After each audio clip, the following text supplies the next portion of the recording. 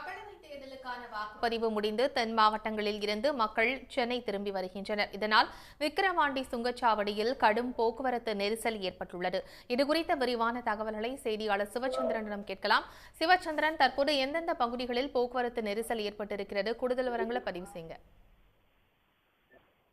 அதாவது தமிழ்நாட்டில் கடந்த வெள்ளியன்று நாடாளுமன்ற தேர்தல் நடைபெற்றது. இந்த தேர்தலுக்காக வாக்களிப்பதற்காக சென்னையில் பணிபுரியும் அதாவது தென் மாவட்ட பகுதிகளைச் சேர்ந்த மக்கள் ஏராளமானோர் வியாழக்கிழமை முதலே சொந்த ஊருக்கு படையெடுக்க தொடங்கினர்.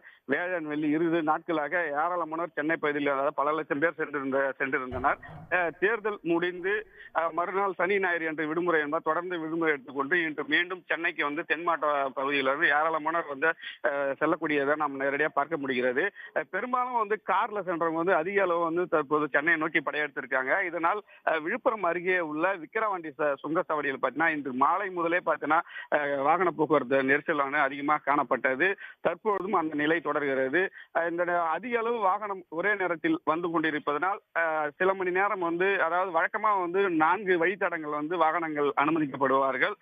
கூடுதலாக 2 வழித்தடங்கள் அனுமதிக்கப்பட்டு தற்போது வாகனங்கள் அனுப்பிவிடும் பணியில் போக்குவரத்து போலீசாரும் அந்த சுங்கச்சாவடி ஊழியர்களும் ஈடுபட்டு வராமல் நம்மால் பார்க்க முடிகிறது. தொடர்ந்து சென்னை நோக்கி வாகனங்கள் அனுமதிப்பதனால் தற்போது அந்த பகுதியில் கூட்ட நெரிசல் ஏற்பட்டு வாகனங்கள் அந்த இடத்துல ஊர்ந்து செல்லும் நிலைதான் தற்போது இருக்கிறது.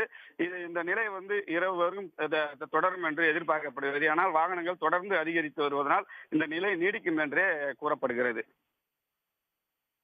நன்றி சிவச்சந்திரன்.